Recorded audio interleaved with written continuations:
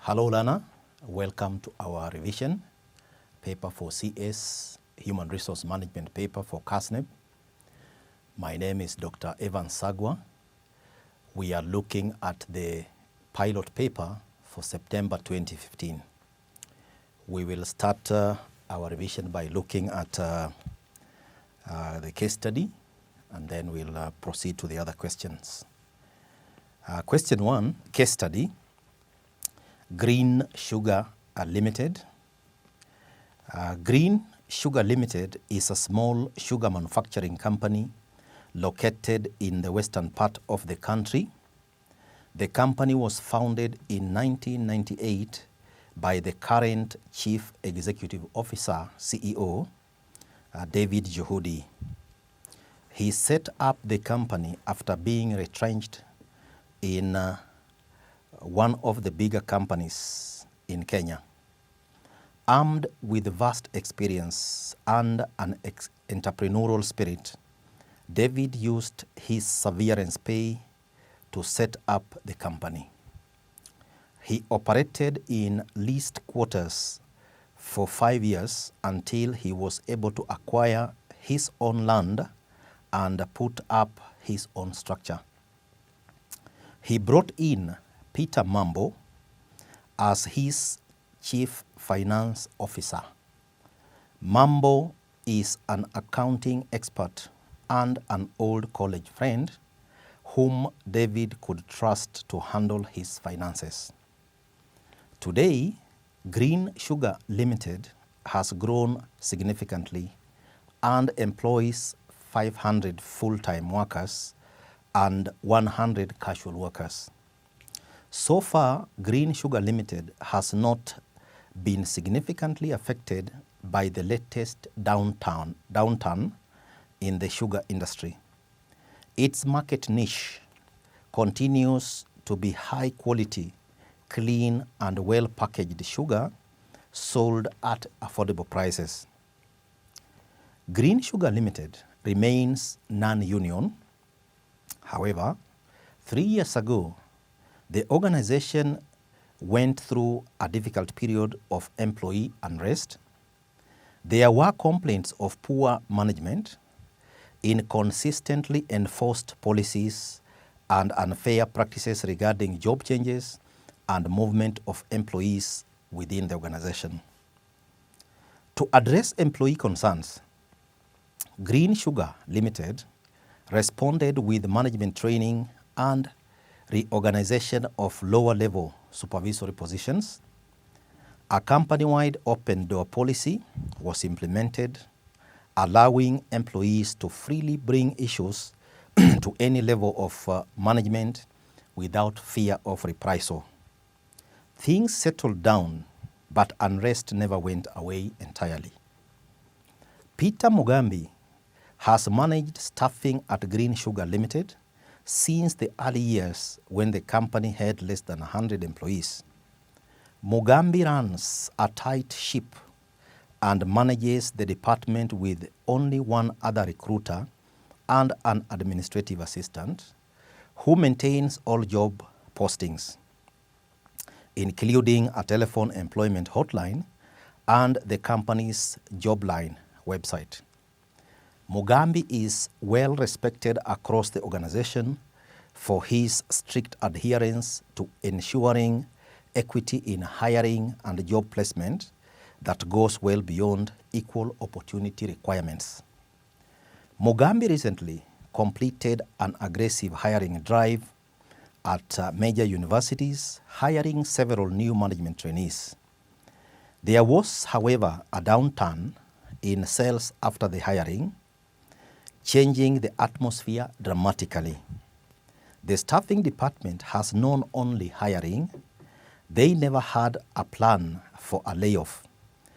Mugambi worries that a layoff of newly hired employees would seriously harm the company's reputation in the community and make recruiting difficult when the economy gets better.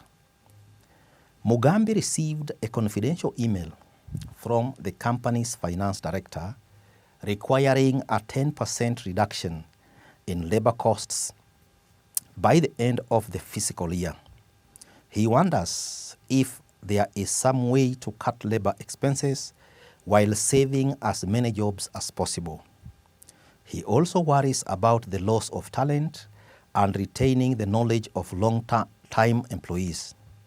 He has some cost-saving ideas, but it certainly will not add up to 10%.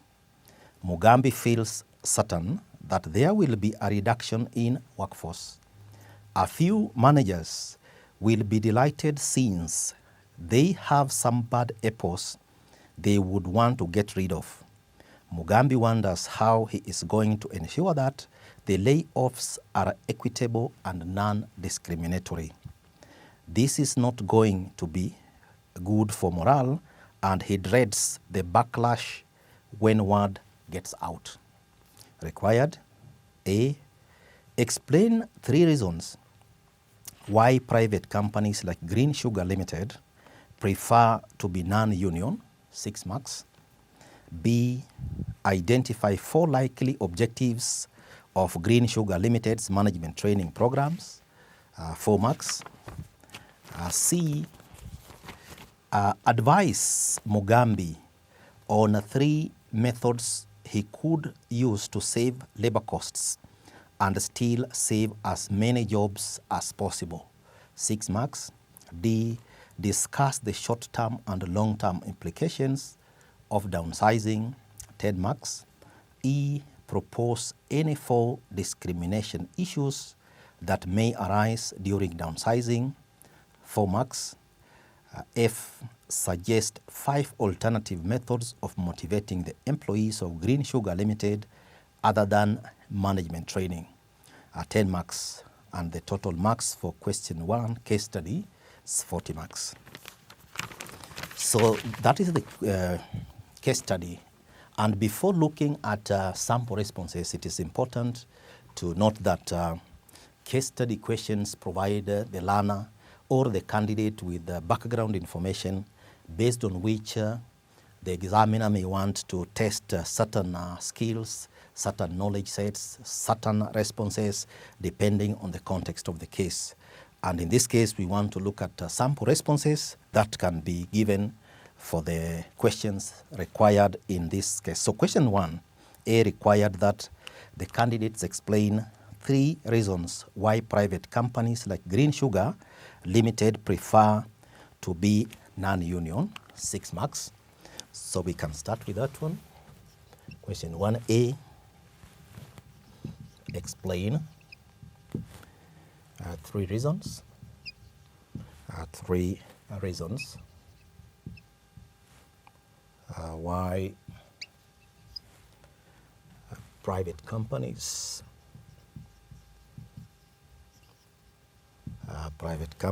like Green Sugar Limited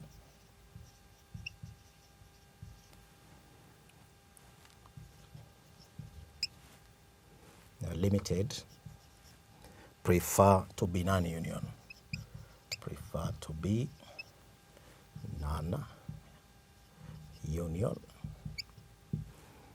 6 marks.